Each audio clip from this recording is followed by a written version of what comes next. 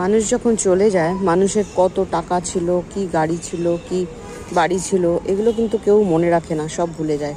যেটা মনে রাখে সেটা হচ্ছে যে আমার সাথে তারা যখন ছিল তাদেরকে আমি কি ফিল করিয়েছি, তারা কি আমার সাথে থেকে আনন্দ পেয়েছে, না দুঃখ পেয়েছে, না কষ্ট পেয়েছে, না কি পেয়েছে, এটাই কিন্তু মানুষ মনে রাখে।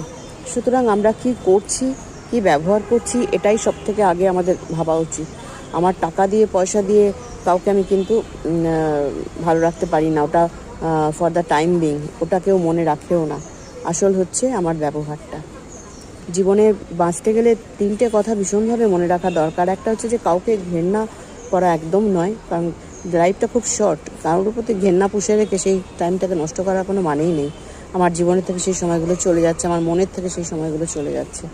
আর একটা হচ্ছে যে কারোর সাথে কম্প্যারিজন নয়, আমি আমার বেস্ট ভার্সনটা বার করবো। আর একটা হচ্ছে কখনো কোনো